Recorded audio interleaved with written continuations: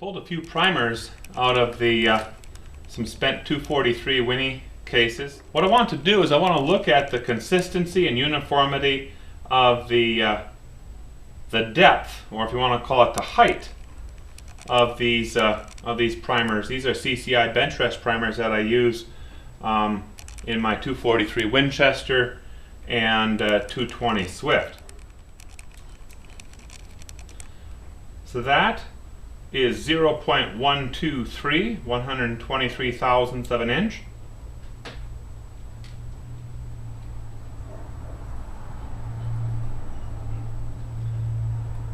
Sample 2 is 122.5, so 5/10,000ths of an inch different.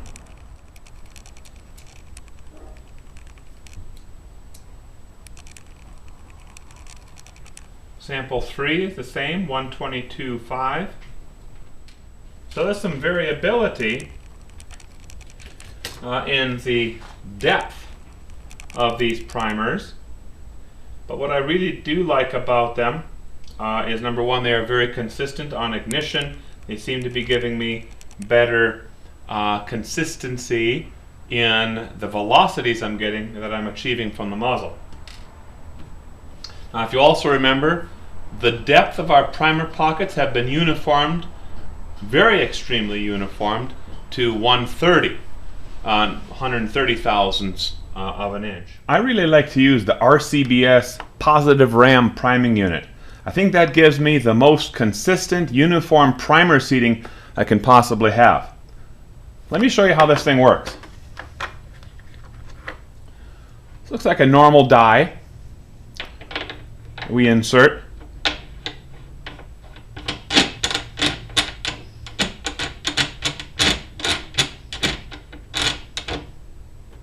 Now our shell holder is usually located here.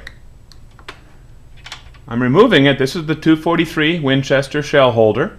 And now for this, for priming, I insert it here. Then I insert this. This is part of the ram priming unit. It's part of the kit. Then a miniaturized ram, if you want to call it that. This holds the primer. This is set up, this cup is set up for large rifle primers. Has a little spring on it. There, we see how that functions. Now I lower the handle, raise the ram, and I drop this through this die so that it is now seated in the little cup over here, the holder. So now it's seated here. Now what happens is we place a new primer here in the cup with the anvil facing up.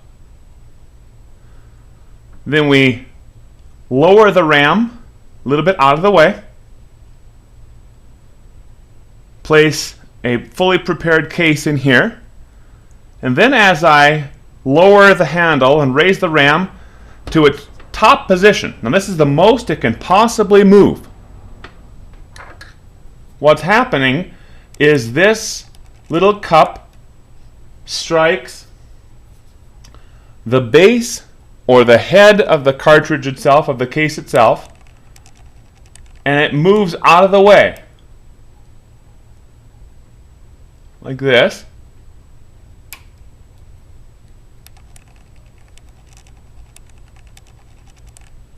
Right, moves completely out of the way. And the primer sitting inside the cup slides into the primer pocket. It's a real slick mechanism, real slick design. Pretty simple design actually. But what I really like is it doesn't matter how hard I press on the handle. This thing is only going so far. And I have it set so that I have a perfect recess, just a slight recess on those primers for my 243 Winchester. And really, this setting can be used for pretty much any of your large rifle primers. And it's really set here. If you want it to seat a little bit deeper, you'll loosen this lock ring, and then you would lower the die, thereby allowing this ram to protrude a little bit more through all this. If you don't want it to seat quite so deep for a given cartridge, well, it's the reverse process. Loosen this up, raise it up just a little bit, and we're talking about, usually eighth of turns and quarter turns at the very most to make those real fine adjustments. This has been set. I got it locked in. It works perfectly with my 243 Winchester. I've not seen any other priming mechanism, priming unit out there that can do priming as consistently and uniformly as this can. And I highly recommend it. I've talked to a lot of new reloaders, and I'm amazed that a lot of folks are telling me they're getting misfires. In fact, one fella said that he had a misfire on one of the first rounds he ever reloaded. And in all honesty, in all the years that I've been reloading, and I've probably loaded thousands of rounds, been doing this for over 30 years, I've never had a misfire from any of my reloads. I've had factory loads not fire, primers didn't ignite, whatever, those sort of things, but never my own loads. So I think what's happening is people aren't being careful enough when they're handling primers. Some folks like to put on the nitrile gloves, latex gloves, whatever, to handle the primers. That's good. I don't have any problem with that. For me, though, I lose so much dexterity when I'm wearing something like that I'm afraid of easily dropping those primers, and then I really cause a problem with it. So what I do is I thoroughly wash my hands. What can really kill a primer, and if you ever need to kill a primer, you need to put oil on it. WD-40, gun oil, any of those sort of things. That'll absolutely kill a primer. Oil on your fingers can also kill a primer if you get it especially on the anvil. So let's remove every bit of oil from our hands. And I'm actually using dish detergent. There's nothing that cuts oil better than a dish detergent. May not be the greatest thing for your hands, but that's okay. We're tough. We can handle this. It's almost like prepping for surgery.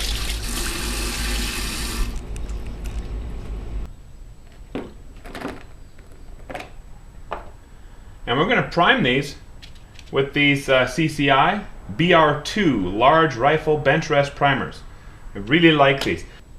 Now the primer depth itself, the actual measurement on primer depth, is not absolutely uniform.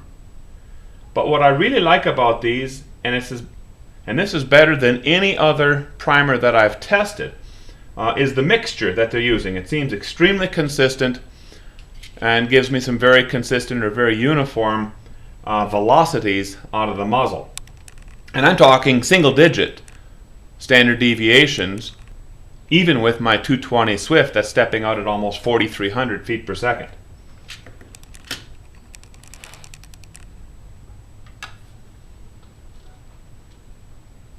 Now I try to grab these just from the outside and have my finger touch as little as possible of the anvil area itself. Lower this thing just a little bit. Place in the case. Drop it. Drop the handle as far as it possibly goes. Then raise the handle. Releases it. There we have it. Very nice priming job. Slightly recessed from the head of the cartridge itself. I can feel that recess just a little bit, and we're going to get the exact same primer seating by following this process.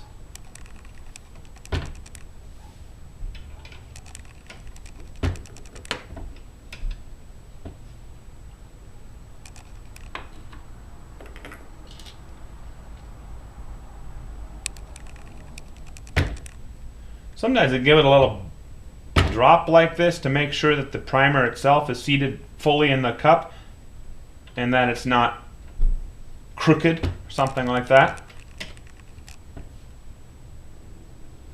That's the process. I still check every one of them by hand. That little bit of a feel. I don't know how much I can possibly detect, but I like to make sure that I have a nice recess on all of them. I'm anticipating I'm going to have a good recess on all of those.